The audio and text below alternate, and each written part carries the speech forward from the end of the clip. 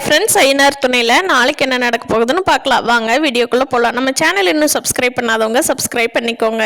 சந்தாவும் சேரன் அண்ணாவும் சேர்ந்து வர்றது பார்க்குறக்கே ஜோடியாக அவ்வளோ அழகாக இருக்குது. யார் யார் விரும்புகிறாங்களோ இல்லையோ, நம்ம கார்த்திகா அடுத்த நாள் கோயிலுக்கு போய் கடவுள்கிட்ட வேண்டிக்கிறாங்க.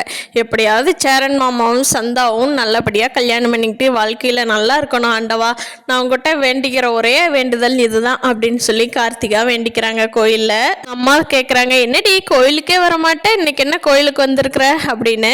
அதுக்கு கார்த்திகா சொல்கிறாங்க, அம்மா உண்மையிலேயே மாமா நல்லா இருக்கணும்னு தாம்மா வேண்டிக்கிறதுக்காக வந்தேன் அப்படிங்கிறாங்க. நிலா மருந்து கொடுத்து சேரனோட அப்பாவுக்கு சரியாயிருச்சு. அவரும் சொல்லிக்கிறாரு, மருமகன் நம்மளை எவ்வளோ நல்லா பார்த்துக்கிறாள்ல, என்ன இங்கே இருக்க மாட்டேங்கிறா, அது ஒன்று தான் மைனஸாக இருக்குது அப்படின்னு யோசனை பண்ணிட்டு இருக்காரு.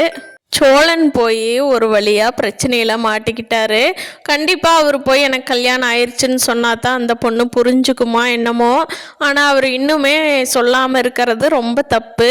பாண்டியன் சொன்ன மாதிரியே அவர் போய் உண்மையை சொல்லி, அதுவும் அவர் கல்யாணம் ஆயிடுச்சுங்கிற உண்மையை சொன்னால் மட்டும்தான் அந்த காயத்ரி பொண்ணு உண்மையாக ஒத்துக்குவாங்க. இல்லைன்னா கண்டிப்பாக என்னை கல்யாணம் பண்ணிக்கணும் அப்படின்னு தான் சொல்லுவாங்க. அப்படியே சோழன் சொன்னாலும் உங்கள் ஒய்ஃப் யாருன்னு கேட்பாங்க. நிலாதான்னு சொன்னாலும் டெய்லி கூட வந்தாங்களே, அதை எப்படி என் கூட பேச விடுவாங்க, நீங்கள் போய் தான் சொல்கிறீங்க அப்படின்னு சொல்லி காயத்ரி சோழன் கூட சண்டை கட்ட போகிறாங்க.